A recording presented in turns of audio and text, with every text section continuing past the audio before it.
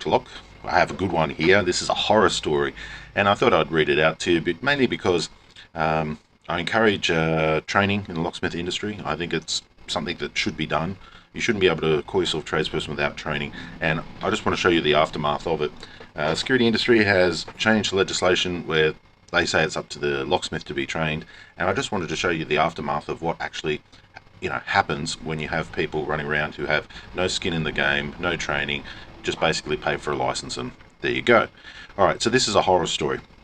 I have nothing to do with any of these people or anything like that. It's just a story I picked up off Whirlpool, and I thought it'd be good for the viewers to look at it and leave your comments down below, because I'm sure a lot of people who watch this channel will have a lot of comments, and I certainly do. But I'll leave my comments aside just for the moment while we get into it. As the title says, I was locked out and I called for a 24/7 locksmith service, and this man came, looked at the lock and said it was a high security lock, one he had to drill out, replace. Total cost 700 AUD, so Australian dollars. Is this normal? I feel like I was being ripped off. It was on a Sunday. Alright, so first of all, you're calling a tradesperson out on a Sunday. To call any tradesperson out on a Sunday, expect to pay 200 for them to get out there. It's about that price for most trades, okay? So 200 of that we can say is fair. Let's have a look at the image. Okay, so, alright, a few red flags there. Can you spot them? No ABN, barely legible. This is one of those receipt books you get from Officeworks. And we've got the call out fee, extremely low for a Sunday. We've got a knob set, $320. Well, that hopefully it's a good knob set. And knob changed. Okay, knob.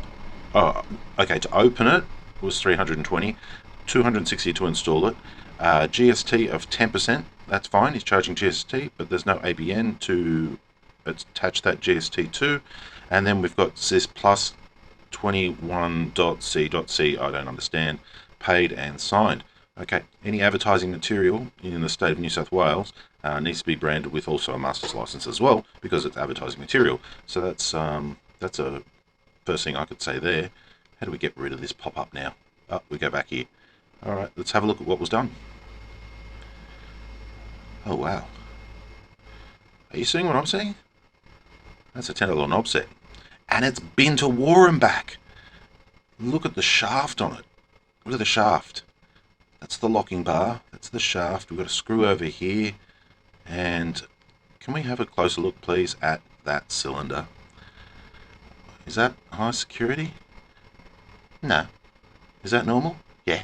What sort of security would you call that? Oh, I don't know. Cheap Chinese. $10 lock. Oh. I think even some of the new hobbyist lock sport people who have only, started practicing this year would be able to get that open in a couple of minutes. Just saying. Alright, let's have a look. Yep, same picture of the knob set. We can clearly identify it. It's not high security. It's nothing. It's just a piece of rubbish. Same picture again. Okay, same picture again. What do we got here? Okay. Oh, that's the replacement knob. So that's a $260 worth of knob set right there. And is that used? That is not looking too good, is it? Is that a used knob? Possibly. Possibly. $260 used knob set. Alright. Okay, so if anyone has watched my past videos, I did one not long ago. Well, I had to open up a similar lock like this. I think it was off the door in a minute. Absolutely a minute. I've had training, know how to drill it, done it for many years. So let's see what other people say about this.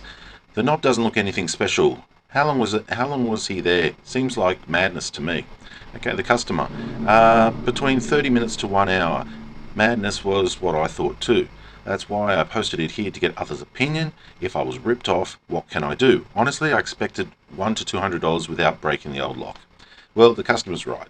It should have only been 100's a bit cheap. I'd say $200. 10 minutes work, even for an apprentice or whatever, and probably wouldn't have needed to break on the lock. There's no need to break a lock, especially like that. I mean, how did he break that? What, did he just force and reef?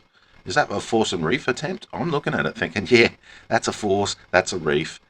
Doesn't know where to drill, how to manipulate it, how to bypass it, or even how to pick it. But yeah, he's a locksmith. This is why I push for, locksmiths used to have training. The only place to get trained is TAFE, Sydney Ultimo, you do locksmithing course. Without that, you know, you can pretty much get all kinds of tradespeople out there, or so-called tradespeople, doing what is not necessary, inflating the bill, damaging locks, just ripping, what I call ripping people off. So let's see what other people say here. Could probably make a complaint under the Australian consumer law and unconstitutional conduct. That is what I could. That is if you could evidence that locksmiths complete work that was not required. So basically, was that work required? Well, if you can't pick locks, I guess it is. If you don't know how to drill out locks, I guess it is. The person clearly is not a locksmith, has no training. See, if you needed to have training to have a license, this wouldn't be happening. So who do we blame here? Do we blame the security industry registry that's designed to keep us all safe and designed to regulate and keep the consumers safe? Do we blame them? Because they won't have a bar of it. They believe they've done the right thing by removing the need for training. And it's like you wouldn't hire a mechanic or a plumber or electrician if they had no training. This is what we're getting to, and this is the aftermath. Let's keep reading. And whilst I'm not a locksmith myself, that doesn't look like a high security lock. Well, Hamoud or Blind Freddy can see that it's not high security, and I think everybody else on this channel is probably scathing at it too. This is a horror story, and I would be absolutely horrified if this happened to one of my family or somebody I knew that received this type of service. One that could be picked by a suitably qualified professional, and I think that's the issue here. That was not a job done by a suitably qualified professional. I suggest you take the lock to an independent locksmith, preferably a member of the Locksmith Guild of Australia, and ask for their professional opinion. Locksmith Guild of Australia, MLA, ASIL, these are all associations that you could, source a locksmith from that will give you a proper opinion. If they advise it's not high security, a complaint to the Australian Competitors Consumer Commission must be made. Now, have a look here. You can complain all you want, but that invoice was dodgy as, and you would be lucky if that even is a real locksmith company. There is no numbers, no phone numbers, no address, no nothing on here. Being handed a piece of paper like this, I believe, would be against the law, because it has no ABN, no details, no nothing. It's just something from Officeworks. Anyway, moving right along, and then tracking down that person, like they've left no evidence that they were there, except for a dodgy invoice that's probably not even got their company name on. Anyway, let's keep reading. Show me. Okay, total cost of $7 is it normal? Okay, there's a lot of it going about, and that's a true statement. Once a week I get a call from a customer, or I get a customer that's had to deflect these people or been ripped off once a week. So it's not new.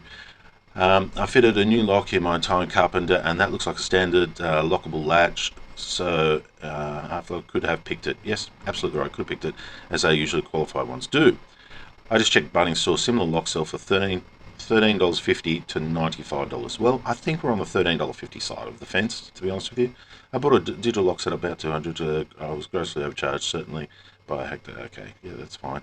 Thanks for I'm not sure what I can do to shut down the situation. Yes, you got ripped off. Not much you can do now, but at least next time you'll know. Blah blah blah. Not much locksmith. Not much of a locksmith if you couldn't pick that. True statement. That invoice does say blah blah. Yeah, but that's probably not the real name. Looks to me as dodgy. I checked the number. I called and get a service which could not find any reference to the web. Yeah, exactly. That's what I thought. Dodgy name, dodgy this. It's not their real name. Bank statements, blah, blah, blah. Googled something like locksmith and went for the first one in a bit of a rush. Didn't really look carefully. Funny that I'm doing the search again and I cannot find anyone with that number. Okay, so yes, they do. A lot of them do hide with Google AdWord, which is the first three off the top of the Google. And I have no idea why Google and Security Industry Act and Australian consumer law is not protecting users from that, because they are right there at the top and nobody's stopping them. Google wants their money and everyone else is pretending they don't exist. And this is how this person fell into this. So feeling like you're ripped off isn't unusual when they rip you a new one. What time of the day was it? 320 knob opening. Look, if they're coming out on Sunday, it's late or something, and they're charging you 320, it's on the higher end of the scale. If they're picking the lock and not doing damage, that's halfway reasonable. It is possible. Anyway, yeah, so tax invoice. He's talking about the tax invoice, which I clearly spotted as dodge as well. Let's go ATO Dovecourt invoice, and it's telling you what it must consist of to be legitimate. When providing a tax invoice, the customer asks for a tax invoice. You must provide one within 28 days, unless it's for a sale of or less. So if it's for $82.50 or less, no. Okay, I didn't know that. Sales under $1,000 document is intended to be a tax invoice. Seller's identity, seller's Australian ABN, date it was issued, brief description of the work, GST amount, and there you go. That's a basic invoice of what is required by law. Okay, so everybody's pretty much saying the same thing. So anyway, I'm putting that down as we might have a few more of these because I get a lot of calls from, and I talk to a lot of people and they show me a lot of evidence. So this is horror story number 101. Simple knob set, reefed to, well, brutalized and attacked, and the person charged $700. Leave your comments down below what you think, what you can say about this. Did you pick up on something else that I didn't? And yeah, if you want to share a story, let me know. Email us and we'll take it from there. Alrighty, thanks for watching.